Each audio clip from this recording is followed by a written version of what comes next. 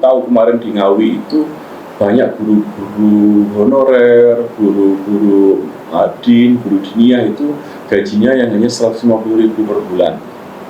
150.000 per bulan ini sekali ngopi di startup itu nggak cukup itu, susu rongen gue, ya kan?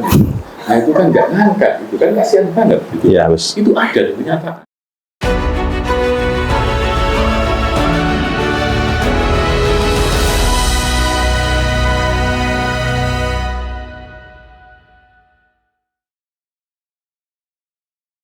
Sobat Mitra Jatim, kali ini saya bertemu dengan Gus Han, Cawagup Jawa Timur nomor 3, pasangan dari Bu Risma.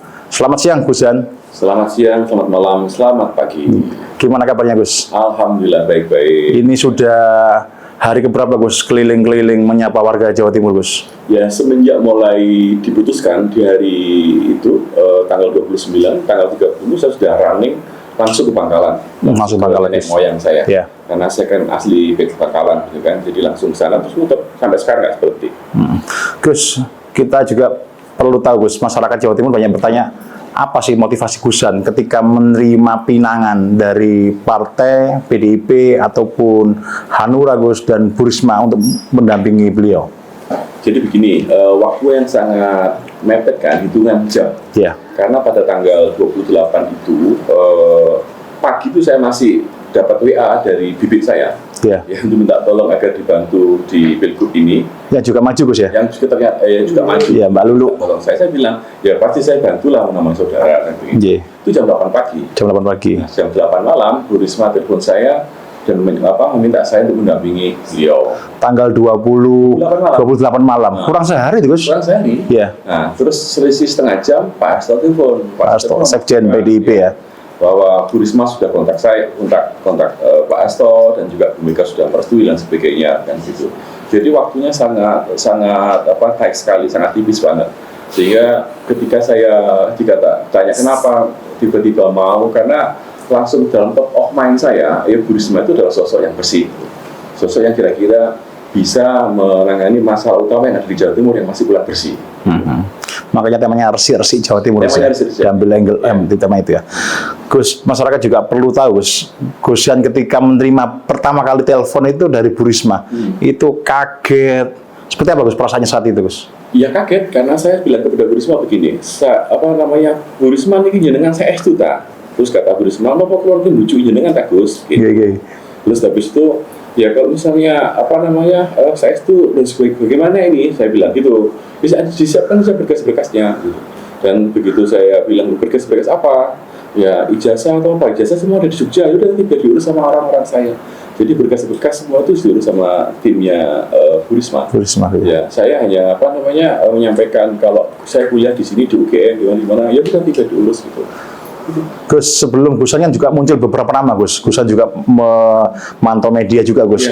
Ya ada nama Pak Sutiaji, ada nama Mas Ipin, dan ketika Gus Han menjadi pilihannya Bu Risma, ketika itu apa Gus Han disampaikan? Apa tidak salah pilih atau kemarin kok bukan milih saya langsung? Gimana Gus? Jadi pagi itu saya masih ikut nge-share SK DPD provinsi yang bertuliskan Bu Risma sama Mas Sutiaji, betul. Beberapa grup di antara grup di grup. Ya, sudah keluar nomornya itu Gus ya, nomor SK-nya. SK-nya begitu kan. Betul. Saya tidak tahu gitu. Dan memang ketika saya ngobrol sama Bu Risma juga saya menyampaikan saya ini kan mengusulkan dua nama yang saya usulkan, Mas Ipin sama Mas Mufti Anam. Nah, Mufti begitu saya selesai telepon sama Bu Risma, langsung saya telepon Mas Mufti Anam dan Mas Ipin, malah ketawa-ketawa dia. Yeah. Ternyata dia Mufti Anam, kenapa saya support, karena kan track record-nya bagus ya, di Dewan juga aktif dan juga dia bisa menyampaikan apa yang harus sampaikan begitu. Ternyata dia tidak bisa karena istrinya juga nyalon. Betul. Ya kan? Yang kedua Mas Ipin tidak bisa karena di sana kan hubung kosong. Yeah. Nah, sehingga tidak ada lagi potensi untuk digantikan yang lain di waktu yang sangat singkat itu. Sehingga saya bilang, wah saya ini korban ini kalian saya tidak mau jadi saya yang jadi ini kan itu, saya jadi guyonan begitu. Jadi memang saya dimintain pendapat, ya saya sampaikan dua nama itu. Yeah. Ya, saya tidak menyebutkan nama saya sama sekali. Ketika itu Gus, keluarga gimana Gus? Ketika Gus Han mendapat tawaran menjadi wakilnya Bu Risma, Gus menyampaikan seperti apa kepada istri dan anak-anak, Gus? Justru langsung begitu Bu Risma telepon, saya langsung video callan dengan keluarga. Semua alhamdulillah jangkep kan, kalau saya kan kompak ya. Jadi begitu saya video callan, ya sudah, saya sampaikan alasannya dan narasinya seperti apa, dan ya bismillah gitu. Ya karena kakak saya semuanya oke, ya sudah, saya begitu Pak Hasto menyampaikan itu, ya saya sampaikan bismillah, walaupun saya menyampaikan begini ke Pak Hasto, saya masih belum siap apa-apa, dan memang saya tidak berpikir dalam track ini begitu. Mungkin karena Pak Hasto cerdas ya, begitu mengatakan saya belum siap apa-apa, mungkin ya siap apa-apanya itu kan. Akhirnya Pak Hasto bilang, sudah Gus, yang penting jenengan kerso saja. Nanti masalah ukur rampe dan kesiapannya disiapkan oleh teman-teman PD Perjuangan yang biasa gotong royong. Lumayan nih gitu kan. Nah, ya sudah, kalau karena memang terus terang saja saya tidak dalam posisi siap untuk itu. Gus, kita juga tahu, Gus, masyarakat juga tahu bahwa Gus Han ini kan juga bukan orang yang baru di politik. Gus Han juga merupakan politisi Golkar, wakil ketua, Gus ya, di Golkar Jawa Timur, dan Gus Han juga merupakan juru bicara dari incumbent yang saat ini maju, Gus, ketika Pilgub 2018, Gus. Nah, ketika Gus Han menerima pinangan itu, apa sempat, Gus, bingung antara karena Golkarnya juga mendukung incumbent, sedangkan Gus Han sendiri harus menerima pinangan dari partai lain yang harus berhadapan-hadapan dengan partainya Gus Han sendiri. Seperti apa, Gus? Situasi batin dan juga situasi politik pada saat itu kan tidak jauh dari proses pergantian ketum Golkar yang sangat mendadak dan menurut saya tidak begitu sehat di dalam politik kan, sehingga saya melihat bahwa pertimbangan politik sudah tidak menjadi signifikan lagi. Saya lebih cenderung kepada bagaimana kekuatan personal di dalam proses politik ini begitu. Dan saya melihat posisi saya di Golkar, saya begitu dapat tawaran ini sebelum saya daftar di KPU pun saya sudah sampaikan melalui rapat Zoom meeting teman-teman Pak Golkar bahwa saya cuti dari kepengurusan ini dan saya tidak akan membawa apapun dalam berkaitan ini dengan lambang-lambang atau simbol-simbol Golkar itu sendiri. Saya melihat teman-teman PDIP tidak melihat kegolkaran saya. Jadi lebih kepada faktor yang lain menurut saya yang dilihat. Gitu. Apa yang disampaikan oleh Ketua Golkar Jatim, Gus, saat itu, Gus, Cak Sarmuji kepada Gus Han ketika Gus Han berpamitan akan maju bersama dengan Bu Risma? Ya sebenarnya menyarankan untuk tidak ya, untuk mungkin masih masgul Pak Sarmuji kok kenapa harus saya dan apa motivasinya. Jadi mungkin orang kan pasti dengan bahtera dan kapal yang berbeda kan juga paling punya pikiran dan juga punya cara yang berbeda-beda gitu kan ya. Mungkin Pak Sarmuji dengan cara Pak Sarmuji menggunakan persepsinya dan juga PD juga menggunakan persepsinya. Nah mungkin Pak Sarmuji berpersepsi dan juga masih bingung kenapa harus saya, mungkin dalam kemaskulan itulah yang membuat sebaiknya jangan dulu Gus gini. Tapi karena waktunya mepet. Gus, terkait yang tadi sempat menjadi juru bicara Bukoviva dan Mas Emil, Gus ya, di Pilgub 2012 kemarin, apa yang Gus yang disampaikan Gus Han kepada pendukungnya Gus Han, mungkin orang-orang yang Gus Han yang mungkin juga pernah berada di JKSN, Gus ya, Gus Han sendiri sebagai sekjen JKSN, jaringan K1 Nusantara juga, kok sampai bisa maju, Gus, artinya Gus Han apakah disayangkan maju menghadapi Bukoviva dan Mas Emil sendiri, seperti apa, Gus? Jadi gini, setahu saya memang sampai sekarang belum ada pemberhentian saya menjadi sekjen JKSN ya. Walaupun sekarang sekjen JKSN jalan sendiri, tidak tahu organisasi macam apa itu. Ya kan? Ya, tapi itulah lucunya. Sudah deklarasi, Gus ya, ke salah satu paslon, Gus ya? Saya nggak pernah ada ini. Yang jelas ketua umumnya itu Pak Yairul Zikal Marhum dan saya sekjennya, dan belum ada pergantian sampai sekarang ini gitu. Tapi mereka jalan sendiri, ya udah nggak apa-apa, ya lucu-lucuan saja lah gitu kan, mereka orang lucu-lucu. Dan yang berkaitan dengan Mas Emil, saya merasa gini, saya pada saat Pilpres kemarin kan ada di posisi Prabowo Gibran, dan saya dalam satu kali dengan Mas Emil, dan saya menyampaikan di beberapa media bahwa Mas Emil ini over capacity hanya untuk menjadi wakil gubernur. Saya muter-muter sudah lobby-lobby ke berbagai pihak yang punya jalur yang saya dapat, mestinya Mas Emil ada di posisi menteri. Sehingga saya merasa bahwa saya dengan Mas Emil menganggap bahwa ya sudah biasa saja ini, karena saya sudah berusaha ikhtiar meletakkan Mas Emil ada di posisi yang lebih tinggi daripada yang sekitar ini. Saya lihat kapasitasnya Mas Emil jauh lebih tinggi, eman, menurut saya eman gitu. Dan saya sudah ketemu waktu guyon dan itu sudah saya sampaikan bahwa ya kita sebagai mitra demokrasi dan ada masalah apa. Gitu. Okay.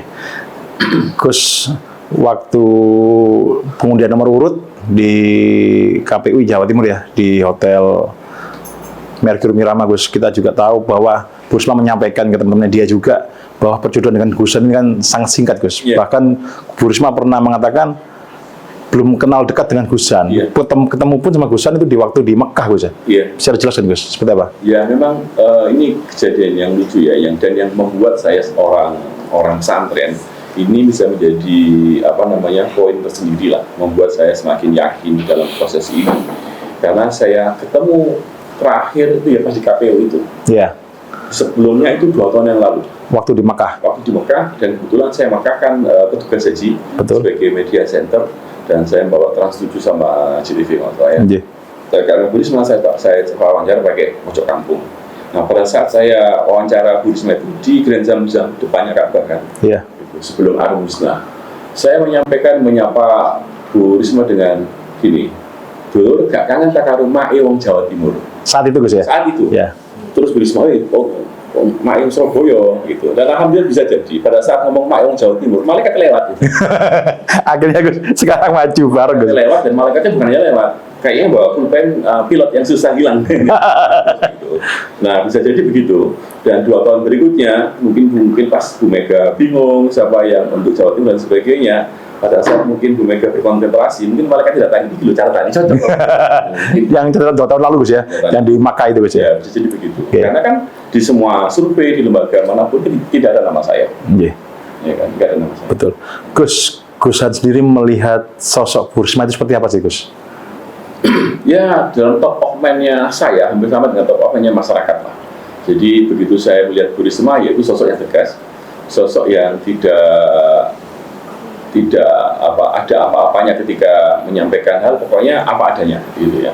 Jadi marah ya marah, senyum-senyum, ketawa. Nah, itu menurut saya yang dibutuhkan masyarakat Jawa Timur saat ini, gitu kan. Nah, karena untuk resik-resik itu butuh ketegasan. Untuk resik-resik itu butuh orang yang nothing tulus. Untuk resik-resik itu butuh orang yang tidak terbebani permasalahan hukum atau permasalahan-permasalahan yang lain yang berkaitan dengan menghambat dia dalam melaksanakan tugas untuk membersihkan itu. Oke, Gus, ketika turun ke masyarakat, Gus, pembagiannya seperti apa, Gus, dengan Bu Risma, Gus? Gusan menyapa yang sisi masyarakat yang religius atau Bu Risma menyapa masyarakat yang perkotaan, atau gimana, Gus? Pembagiannya mengalir aja. Tapi saya sepakat sama Bu Risma, sebaiknya kita dikurangi untuk ketemu bareng karena waktunya mepet. Nah, habis itu apalagi untung kita sudah punya kita tim sukses yang bisa dijual daripada kita tim sukses yang lain ya, yang Maksudnya Raimam ya? Raimam ya? Kan siapa yang tidak kenal dengan Syekh Khalil, dan pesantren mana yang tidak ada kaitannya nasab keilmuannya dengan Syekh Khalil. Nah, maka kita sudah punya 3 ikon lah ya. Jadi ada Bu Risma, ada saya, dan juga ada Raimam. Ini membuat amunisi yang bagus untuk bisa turun di lapangan di waktu yang bersamaan. Untuk Gusan sendiri untuk masuk ke lingkungan NU seperti apa, Gus? Ketika Gusan juga tahunya orang itu kan Gusan juga merupakan Asparagus ya, kalau nggak salah, Gus ya? Ya. Masuk dalam anggota Asparagus ya, asosiasi Paragus ya? Ya, tapi saya tidak pernah menggunakan nama Asparagus itu untuk kepentingan pribadi saya. Asparagus itu lembaga non formal yang tidak boleh saya formal, yang tidak boleh saya formalkan. Saya orang yang pertama kali tidak setuju kalau Asparagus diformalkan. Itu pun saya larang untuk menggunakan kepentingan saya. Padahal saya juga termasuk muasis di dalamnya. Yeah. Saya masuk diri di dalamnya. Tapi itu komitmen gitu. Ya, bayangkan lembaga non formal aja saya larang untuk ikut-ikutan dalam politik praktis, apalagi lembaga formal. Jadi sungguh naif bagi orang yang menggunakan lembaga formal pakai lembaga-lembaga yang masih berkaitan dengan keumatan digunakan untuk kepentingan dirinya sampai menjabat bertahun-tahun hanya untuk kepentingan pribadinya, itu orang-orang naif. Jadi orang-orang tidak percaya diri dengan potensi yang dimilikinya. Gus, menanggapi hasil survei beberapa lembaga, Gus, ada indikator politik, ada poltreking, dan terbaru Arsi, Gus, kita juga melihat Gus Risma Gusan ini berada di posisi nomor 2, Gus, di bawah incumbent. Artinya masih ada waktu, Gus, masih ada waktu sebulan lebih yang gimana Gusan bisa meningkatkan elektabilitas dan popularitas di lapangan. menanggapi hasil survei itu seperti apa Gus saat melihatnya? Jadi saya begini ya, kasihan juga ya orang yang sudah kerja 5 tahun bisa dikejar sama orang yang kerja baru sebulan lebih 3 jam, ya kan? Artinya proses yang sangat pendek ini alhamdulillah kita sudah bisa mampu mengejar 27-28 Gus. 8 sekarang di versi kita di 32. Itu versi survei internal Gus ya? Ya, 32% ya? 2% kan di SSC. SSD. Oh, Surabaya Survey Center. Ya, Surabaya. Oke, Pak Mokhtar ya. Jadi awal-awal itu kan sebelum Bu Risma pasangan dan orang masih belum tahu bahwa declare Ya. kan 13. 13. Awal kan 13. Betul. Begitu teman-teman poll tracking itu rilis, rilisnya lucu lagi, rilisnya sebelum hari pernikahan mantunya. Iya. Jadi pesanan mantu ya. Tapi tidak apa-apa, kita ambil hikmahnya begitu. Jadi saya lihat itu rilisnya itu mulai tanggal 4 September. Ya. Artinya jarak antara saya daftar tanggal 29 ke 4 November itu hanya berapa hari? 5 hari. Dari 13 menjadi 22. Iya. Ke 4 Oktober ya. Iya, artinya kan 4 September. 4 September. Kan saya daftar 29 Agustus. Iya. Terus dia eksekusi surveinya itu tanggal 4 September. Betul. Rilis baru setelah sebelum mantu. Iya. Ya kan? Jadi Hamin satu. Hamin satu mantu. Iya. Jadi kado itu ternyata bukan hanya uang ya. Ya. Survei. Nah, kita ternyata dari 29-13 menjadi 22 di tanggal 4 itu berarti kan kenaikannya 9% dalam waktu 5 hari. Ya. Nah, itu kan betul lumayan keren banget kan. Nah, terus dari 22 menjadi 26, 28 sekarang 32. 32 Gus. Dengan waktu yang mepet ini gitu. Nah, sementara sebelah dari pengamatan berbagai survei yang kita lihat kan stagnan ya gitu-gitu saja. Dan itu memang sudah teori incumbent ya. Namanya incumbent pasti kan orang sudah tidak ada curiosity-nya lagi, tidak ada rasa penasaran lagi terhadap incumbent, orang sudah tahu dan ya sudah itu gitu. Tinggal kita mengatur bagaimana undecided voters sama swing votersnya untuk bisa kemana, lari kemana. Oke. Gus, untuk meraup suara generasi muda Gus, suara Gen Z Gus ya, ini kan sangat besar juga Gus potensi pemilih pemula di Jawa Timur Gus. Apa resep dari Gusan untuk bisa meraup suara milenial itu Gus? Ya, kita harus memahami keinginan mereka dan juga kita menggunakan konsep peer to peer. Kalau misalnya memang saya tidak bisa terima atau tidak bisa terima secara langsung, ya kita menggunakan spokesperson kita yang masih muda-muda untuk bicara dengan mereka sesuai dengan bahasa mereka. Jadi campaign yang baik adalah bagaimana mereka bisa memahami dengan siapa mitra bicara mereka. Gus, hasil belanja masalah Gus dengan keliling di Jawa Timur Gus, satu hari bisa 7 titik Gus. Itu apa yang didapat oleh Gusan ketika belanja masalah masyarakat Jawa Timur Gus? Ya, apa yang paling krusial Gus yang harus segera diatasi? Saya baru tahu kemarin di Ngawi itu banyak guru-guru honorer, guru-guru adin, guru dinia itu gajinya yang hanya 150.000 per bulan. 150.000 per bulan ini sekali ngopi di startup itu nggak cukup itu, susuh ya kan. Nah itu kan nggak ngangkat, itu kan kasihan banget gitu. Ya, Gus. Itu ada di kenyataan. Ditemukan Gus ya? Ditemukan, ada. Dan setelah kita hitung-hitung dengan Bu Risma, itu Bu Risma langsung pikir, ini gila, ini bahasanya Bu Risma begitu, ini gila, padahal uangnya ada. Nah setelah dihitung-hitung, jumlah guru madrasah diniyah itu 1.680.000 sekian se-Jawa Timur yang terdata. Walaupun saya yakin yang belum terdata jauh di atas itu.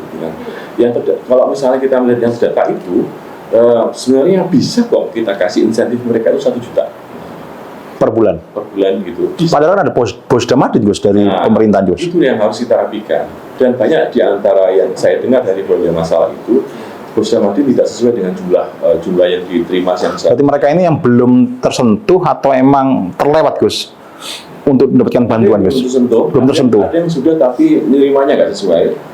Gitu. Nah ini yang kita rapikan sama-sama. Dan yang kedua, ternyata yang saya mohon maaf ya kepada para masyarakat Jawa Timur, karena saya kan membaca visi misinya Mbak Unifah tahun kemarin. Betul. Kalau visi misinya nggak jalan, saya mohon maaf. Gitu. Ya, jadi tistas itu ternyata nggak sampai di lapangan gitu. Masih banyak tarian-tarian uang-uang DSLTA itu yang masih menggunakan istilah uang komite, uang gedung, uang buku, uang seragam gitu kan, yang menjadi beban di dalam masyarakat kita, sehingga banyak sekali dari SMP ke SMA itu nggak bisa nurusin lagi ke ke jenjang di atasnya. Nah ini jadi problem. Nah maka Dengan ketegasan Bu Risma, maka saya berani menjamin bahwa itu bisa terjalan dengan baik. Wong dia aja Doli aja bisa dibubarkan, Ditutup ya. ditutup Pak sama Bu Risma. Artinya menghadapi preman, menghadapi pemocoan, menghadapi backing-backing yang berkaitan dengan narkoba, miras dan sebagainya juga bisa dihadapi. Apalagi hanya sekedar menghadapi oknum-oknum kepala sekolah, oknum-oknum guru yang selama ini motongin atau mengambil pungutan-pungutan uang liar yang mestinya itu tidak diambil dari masyarakat. Gus, tagline-nya Risma Gusan ini kan resi-resi Jawa Timur, Gus. Saya bahkan pernah ingat juga ketika meliput di KPU Jawa Timur saat pendaftaran, Gus. Bahkan rombongan itu membawa sapu kerik ya, sapu duk ya, sapu kerik itu. Jadi apa sih, Gus? Kenapa mengambil tagline resi-resi Jawa Timur itu, Gus? Apa ada yang masih kotor dan harus dibersihkan, Gus, di Jawa Timur ini? Masjid aja ada kotorannya, apalagi terminal, apalagi tempat yang lain kan gitu. Jadi memang kita butuh bersih. Butuh bersih. Butuh iman. Jadi kan begitu. Jadi bersih itu penting gitu kan. Dan saya melihat konsep apapun, visi apapun, ide apapun itu nggak akan bisa jalan tanpa bersih di dalam pelaksanaannya. Kalau saya misalnya menjelekkan, wah ini visi yang kemarin yang Mbak Hovifah ini salah atau kurang baik, saya bacain. Berarti kan saya menjelekkan diri saya sendiri. Nah, artinya apa? Visi misi, ide dan gagasan itu sudah baik-baik semua, orang-orang pintar semuanya. Tinggal eksekusi di lapangan. Di lapangannya yaitu adalah bersihkan dulu, dan kemampuan untuk membersihkan itu saya kira perlu sosok yang tegas kayak Bu Risma. Gitu. Nah, makanya tadi saya sudah bagi-bagi tugas sama Bu Risma. Bu Risma yang bagian marah-marah, saya yang bagian ramah-ramah. Nah, biarkan Bu Risma dengan marah-marahnya, tapi marah-marahnya kan positif.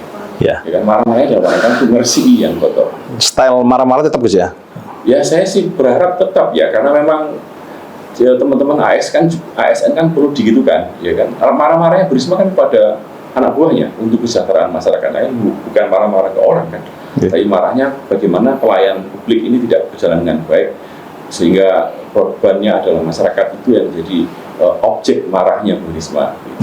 Gusan, kita juga tahu sendiri, Gusan sendiri selain politisi kan juga bergerak di bidang sosial, di MUI Gusan ya, di pemberantasan narkoba juga kan, dan kita juga tahu Gusan juga merupakan sosok entrepreneur juga, bisnis pengusaha. Apa sih Gusan yang bisa ditarik dari jiwa usahanya Gusan maupun jiwa sosial itu ketika ditarik dalam kepemimpinan Jawa Timur Gusan? Ya, jadi saya ingin menyampaikan ya, saya sudah mundur dari semuanya. Begitu saya cuti atau mundur, Gusan? Saya sebenarnya juga mundur ya. Kemarin Bu yang mutawakil telepon saya, Gus ternyata nggak harus mundur, ya sudah nggak apa-apa mundur apapun, yang penting saya tidak mau memanfaatkan lembaga keagamaan apapun untuk kepentingan pribadi saya. Karena ketua MUI-nya Kiai Mutawakil ya. Mutawakil ya. Dan saya itu komitmen. Karena saya suka kritik orang. Kan nggak mungkin saya kritik orang tapi saya tidak melakukan. Meskipun yang lain nggak mundur, Gus ya? Ya nggak tahu, itu nggak tahu motivasinya apa. Ya mungkin karena kurang pede dengan dirinya sendiri. Nah, jadi saya kira banyak sekali terutama dalam hal dunia kreatif ya, terutama dalam dunia kreatif, anak-anak muda ini kalau misalnya nggak kita kapitalisasi dengan baik, mereka akan menjadi beban dalam bonus demografi ini. Dan apalagi siapapun gubernurnya, siapapun presidennya, kita akan berhadapan dengan terbatasnya lapangan kerja. Itu fix sudah, siapapun. Apa diantaranya penyebabnya adalah ada faktornya AI, teknologi yang membuat peran orang menjadi sedikit. Banyak pabrik yang sudah mengurangi jumlah tenaga kerja, tetapi lebih menggunakan robot. Nah, sementara daya serap ini kan dibutuhkan untuk mereka bekerja dan untuk mencari suap nasi pada masyarakat. Maka mau nggak mau peningkatan UMKM dan dunia kreatif itu harus kita munculkan.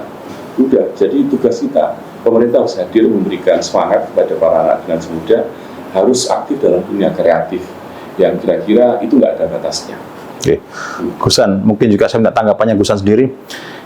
Ketika masyarakat Jawa Timur, ketika Gusan dan Bu Risma menyapa, itu kan banyak yang saya temukan juga, ini Pilwali, ini bukan Pilwali Surabaya Gusan, ini Pilgub Jawa Timur. Ketika mungkin ini Pilwali Surabaya, mungkin Bu Risma menang telak di Surabaya, karena beliau mantan wali kota Surabaya Gusan 2 periode, dan diteruskan oleh Mas Eri Cahyadi pun juga merupakan orangnya Bu Risma Gusan. Tapi ini ketika kita tanyakan, ini bicara Jawa Timur, apakah mungkin ketika nama Bu Risma Gusan sendiri dikenal di masyarakat pelosok, seperti mungkin contoh Pacitan, Gusar, di wilayah-wilayah yang pelosok, di wilayah Sumeneb, Kangean, kepulauan, apa yang bisa dibantah seperti itu Gusan, ketika ada stigma atau stereotip seperti itu Gusan? Itu bukan stereotip, tapi itu kenyataannya memang harus kita hadapi, dan memang itu ada kendala tentang belum meratanya informasi yang mungkin selama ini tersebar kepada mereka. Tapi alhamdulillah Pileg atau Pilpres atau Pilgub sekarang itu berbeda dengan 5 tahun yang lalu, karena memang akses dan jumlah orang yang memiliki akun TikTok, akun Instagram dan sebagainya itu jauh berkali lipat daripada tahun-tahun yang kemarin, sehingga mitos itu insya Allah akan terbataskan. Saya menyampaikan gini kepada publik bahwa carilah pemimpin yang sudah punya pilot project yang bisa diterapkan di berbagai daerah. Ada legacy yang bisa dilihat, gitu kan. Saya lebih enak menjual Bu Risma itu karena ini contohnya. Saya bisa kok menjual orang yang tanpa legacy, apalagi yang punya legacy. No comment. Ya, kan, gitu. Yang nggak punya legacy. Yang nggak punya legacy kan bisa saya kan jual teman saya. Jangan gimana yang lain ya. Tolong jangan liar ya. Apalagi yang sudah punya legacy. Gampang menjualnya. Contohnya masalah ketegasan. Ketegasan kurang tegas apa? Bu Risma itu waktu frontage itu kan kayak contoh ketegasan. Frontage itu yang di Jalan Ahmad Yani, itu yang digusur kan bukan main-main. Kantor Kapolda. Iya. Yang digusur itu bukan main-main, kejaksaan. Kalau Bu Risma nggak tegas, bisa saja orang Polda misalnya, kamu punya kasus loh ya, jangan gusur kantor saya loh ya. RSHL digusur, dan sebagainya. Artinya itu tegas. Kalau misalnya memang itu untuk kepentingan umum, ya sudah tegas lakukan gitu. Dan yang kedua, bagaimana kalau saya mengatakan janji kemana-mana tentang ada kok alokasi buat dana madin, ada kok ada alokasi untuk sekolah gratis. Contohnya ya tadi jalan frontier itu ternyata murni pakai APBD, tidak pakai APBN. Orang nggak nyangka kan, orang jalan segede itu dan sepanjang itu murni APBD dan tidak ada APBN sama sekali. Artinya Bu Risma dengan background mantan Kapego atau mantan Kapeda tahu tentang postur anggaran, dan yang penting itu kan bersih kan. Jadi uang itu ada sebenarnya di negara ini. Masalahnya bersih apa nggak bersih, itu saja. Bocor apa nggak bocor. Gusan sendiri juga merupakan dari alumni pesantren, juga pernah juga sekolah di luar negeri, di Leicester, Inggris juga. Apa sih Gusan yang bisa mempengaruhi cara pandang Gusan menjadi calon pemimpin Jawa Timur? Ya, semua punya hak yang sama ya untuk memperbaiki daerah kelahirannya. Dan saya melihat kalau misalnya melihat posisi saya, itu sebaiknya tanya kepada orang PDIP kenapa memilih saya untuk menjadi wakilnya Bu Risma. Karena kan saya beda dengan yang lain. Kalau yang lain itu kan melamar ke banyak partai untuk mendapatkan jabatan itu, ya kan, mencari-cari, minta dukungan begitu. Kalau saya kan diminta. Risma juga diminta. Sekarang masyarakat yang cerdas, tinggal pilih saja. Mau nyari pimpinan yang meminta-minta dan mencari-cari jabatan, atau mencari pemimpin yang memang diminta untuk dalam posisi itu. Itu poin di situ. Karena niat itu berpengaruh. Dan ada kos politik yang tidak bisa kita kesampingkan ya. Nah, kos politik yang pasti akan berdampak kepada kan tidak ada politik uang yang gratis, tidak ada makan siang yang gratis, no breakfast free kan gitu. Jadi pasti ada sesuatu yang harus diimbal-balikan kepada mereka. Nah, kalau saya dengan Bu Risma, apa yang saya kembalikan? Saya nggak mengeluarkan apa-apa. Saya tidak ada target untuk berterima kasih kepada banyak partai. Saya tidak punya target untuk menyaur utang, saya nggak perlu utang dengan siapa-siapa, ya kan? Sehingga yang saya lakukan dia kerja untuk masyarakat, gitu saja. Toh kalau misalnya saya cari uang, ya jadi bintang iklan ya beres, ya kan? Sampai sekarang masih, Gusan? Ya masih ada beberapa, gitu. Masih endorse ya? Ya, beberapa endorse dan juga umroh, haji kan setiap tahun saya. Masih ada lah. Lagian perut saya kan cuma segini-segini aja, mau dikasih apa lagi? Mau makan emas, mau makan mutiara, mau makan permata, ya sudah segitu saja cukup. Anak saya cuma 3, istri saya cuma 1, nggak nambah-nambah lagi kan saya. Gitu. Belum nambah ya? Jangan. Karena istri saya itu spesialis kandungan. Oh, spesialis kandungan. Yang kalau pulang kadang-kadang nggak bisa operasi. Sudah terancam duluan di rumah. Insya Allah saya baik kalau di rumah saya.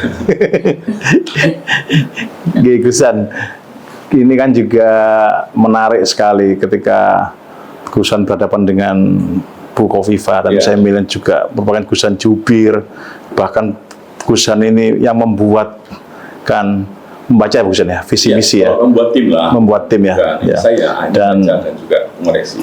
dan sampai sekarang akhirnya Gusan harus berhadapan dengan Bu Khofifah dan Mas Emil ini menarik bagi media, bagi masyarakat Jawa Timur. Aslinya Gusan berani, tadi Gusan juga bilang bahwa yang punya legacy seperti Bu Risma yang bisa dijual lebih enak, malah juga berhasil memenangkan. Ketika Gusan bertemu dan sempat seperti apa komunikasinya dengan Bu Khofifah maupun Mas Emil terakhir di KPU ketika saya sih kalau dengan Bu Ibu saya nyapa duluan, nggak ada masalah saya gitu kan. Bu Ibu mungkin agak gimana gitu kan, dia mungkin perempuan biasa. Dan kalau Mas Emil salah dulu, nggak ada masalah. Kenapa saya nggak ada masalah? Karena apa? Saya merasa sudah mengikhtiarkan Mas Emil itu ada di Menteri. Dan Mas Emil itu sudah dipanggil sama Pak Prabowo. Informasi yang dari Mas Emil sendiri itu, dan memang perintah partai untuk meneruskan di sini. Jawa Timur. Sehingga saya merasa tidak ada beban untuk sekarang menjadi mitra demokrasi.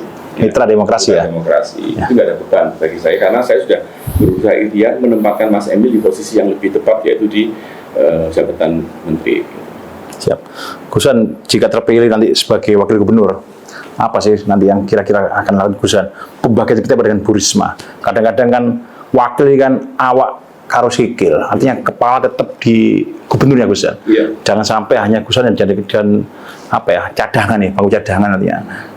Seperti pembagian nanti ke depan setelah terpilih. Kalau menggunakan nomenklatur yang sebenar dengan definisi yang benar, memang fungsi wakil ya wakil. Ketika gubernur tidak bisa, maka saya. Dan kalau itu jadi dasarnya seperti itu. Tinggal nanti kemarin saya ngobrol sama Bu Risma, ayo Gusan yuk kita bagi-bagi tugas ya Gus. Kita nanti yang bagian apa, bagian sudah kita ngobrol berdua sambil santai begitu. Terutama Bu Risma itu nggak begitu nyaman kalau misalnya ada kegiatan yang melibatkan pemborosan anggaran gitu. Soalnya mengingatkan Gus, nanti kita jangan begini ya gitu. Jadi lebih baik itu berapa untuk kegiatan kayak gini untuk makan anak miskin udah dapat berapa orang. Jadi lebih ke sana. Dan bagi-bagi tugasnya diantaranya Bu Risma nanti akan banyak sering ngantor di Bakorwil. Oh, Bakorwil ya? Ya, nanti akan di Bakorwil, akan dihidupkan lagi. Nanti kantornya Bu Risma dan saya mungkin akan bagi-bagi tugas. Bu Risma di mana dan saya di sana. Di mana? Oke, Gusan ketika di lapangan itu kan Gusan menyapa masyarakat, mulai pedagang, mulai petani, mulai nelayan.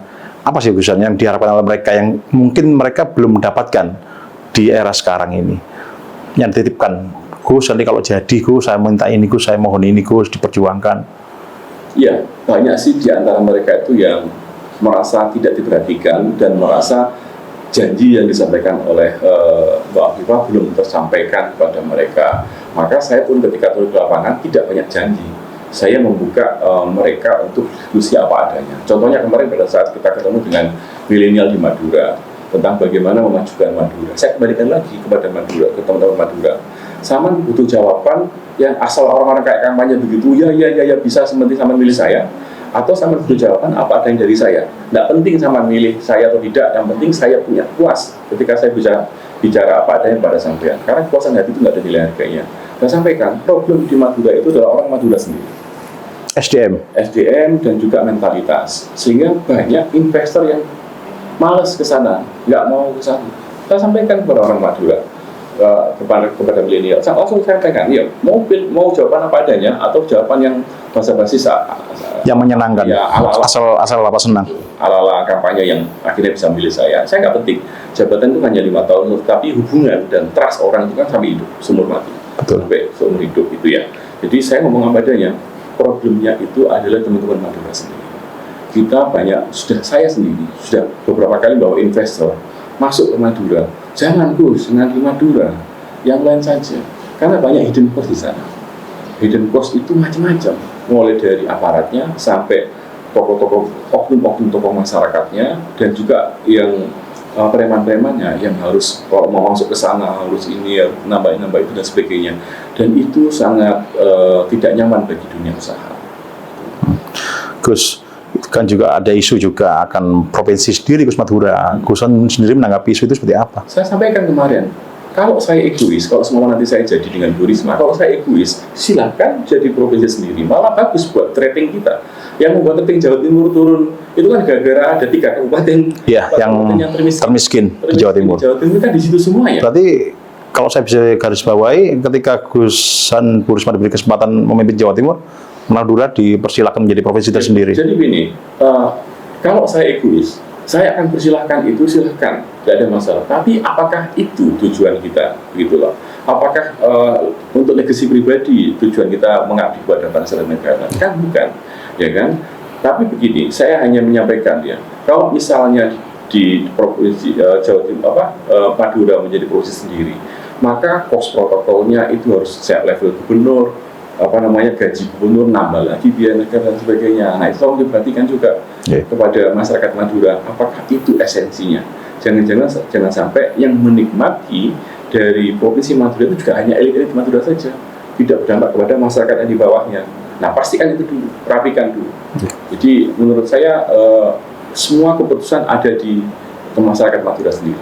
Kalau saya berpikir ego, monggo silahkan menjadi provinsi sendiri. Justru malah mengurangi beban dari track ranking Jawa Timur ini. Tapi Jawa Timur kan tinggi. Begitu kena Madura langsung drop kan? Gitu. Nah, tapi masalahnya apakah kita jadi pemimpin itu hanya ingin meraih penghargaan, mengumpulkan sertifikat, mengumpulkan piala-piala sampai ratusan. Apakah itu tujuannya? Bu Risma juga kan banyak penghargaan, Gus. Iya, banyak penghargaannya, tapi value-nya kan lain, Pak. Nyambung nggak antara jumlah penghargaan dengan apa yang dirasakan oleh masyarakat dan persepsi publik? Itu problemnya. Jadi saya tidak menyalahkan orang yang mendapatkan penghargaan ratusan, tapi make sense nggak dengan yang ada di lapangan? Itu saja. Jadi harus ada gap yang rendah lah antara penghargaan dan persepsi publik. Itu yang menjadi Gus, di Jawa Timur sendiri kan masih terjadi kesenjangan, Gus, antara wilayah selatan Jawa Timur dan wilayah utara mungkin, Gus, tengah. Artinya juga ada jalan Pansai lah, Gus, Pantai Selatan yang sejak zamannya Pak Imam Utomo bahkan sampai sekarang belum jadi-jadi, Gus. Pansai lah itu dari 8 kabupaten kota itu hanya berapa kabupaten kota aja yang tersambung sudah 100%. Terkendalanya memang dari anggaran, Gus, di pemerintahan pusat, di APBN, Gus. Ya, Gus Han sendiri berani nggak menjamin ketika nanti jadi Jawa Timur di Pilgub ini akan menyelesaikan Pansela itu, Gus, di era kepemimpinan 5 tahun, Gus? Jadi itu kan program multi years, harus dibicarakan pada nasional, dan itu bisa menjadi proyek strategis nasional. Provinsi bisanya adalah mengupayakan dan mengendorse dan mensupport gimana cara itu bisa jalankan baik. Kalau dikatakan kita menjamin, tidak ada yang bisa menjamin, tapi itu sudah menjadi concern kita. Dan Bu Risma berpikir bahwa untuk mensejahterakan masyarakat yaitu infrastruktur. Salah satu adalah jalan itu sendiri. Nah kita akan dorong mudah-mudahan itu bisa jalan dengan baik. Lampu gampang mati kayak gini nih kan. Jadi harus kita kurangi kayak gitu. Gusan, ini terakhir, Gus, dari saya. Apa yang ingin disampaikan Gusan kepada masyarakat Jawa Timur, Gus? Artinya kepada tim, pada relawan, pada masyarakat Jawa Timur, artinya tetap kan inginnya Jawa Timur agar situasinya kondusif, Gus, di politik ini, Gus. Saya pada saat pidato di pemilu damai, di pilkada damai di itu Pahlawan, jelas, mewanti-wanti kepada seluruh relawan saya, jangan nyebarkan hoax, jangan nyebarkan kebencian. Itu tidak akan efektif dan energi negatif itu nggak akan menentukan bagi kita. Karena barang kita jual ini gampang dijual kok. Ngapain pakai menggunakan menjelek-jelekan orang? Problem orang silahkan orang lain yang ngurusin, tapi gimana kita konsentrasi agar masyarakat yang di luar Surabaya ini percaya bahwa pilot project yang di Surabaya itu bisa dinikmati juga oleh orang Pacitan, orang Banyuwangi, orang Sumeneb, gitu kan? Karena saya berpikir orang Pacitan, Trenggalek, orang Pasuruan, orang Pamekasan, orang Tuban juga punya hak yang sama mendapatkan dan merasakan keindahan Surabaya dan mendapatkan tata kelola yang baik seperti yang di Surabaya. Dan Gusan sendiri melihat Pilgub Jawa Timur akan berlangsung damai-damai aja, Gus, ya? Saya yakin damai lah. Yang penting kan dari paslon-paslonnya. Paslonnya teman saya semuanya. Saya lo datang ke rumahnya Mas Lukman. Pernah nggak di Pilgub Indonesia Raya paslon lain datangi paslon yang lain di rumahnya? Di saat saling kontestasi? Iya, kemarin. Waktu 6 hari yang lalu saya datangin ke rumahnya. Gitu. Apa Gus yang dibicarakan, Gus? Ya kita ngobrol aja, ngapain aja, kemana-mana, santai-santai aja gitu. Cuman saya belum sempat aja ke rumahnya Mas Emil gitu. Jadi tidak ada masalah. Jadi saya ingin menunjukkan bahwa kontestasi politik ini nggak perlu dibesar-besarkan, santai-santai saja. Dan harapannya masyarakat di bawah pendukung juga seperti itu, Gus, ya? Iya gitu. Kemarin aja Mbak Lula tak telepon, kok nggak mampir ini mau aneh gitu kan? Santai-santai aja, nggak ada masalah gitu. Dan jangan harap nanti masyarakat menunggu debat, nanti ada perdebatan. Saya tidak akan berdebat. saya tidak akan ada perdebatan dalam debat itu, ya lebih banyak diskusi. Dan kalau misalnya memang saya mengoreksi visi misinya Mbak Oliva sama dengan mengoreksi diri saya sendiri, saya juga menyusun, ya kan, lebih kepada bagaimana aplikasi dan pelaksanaan di lapangan seperti apa itu saja. Persiapan debat Gus, tanggal 18 nanti persiapannya seperti apa?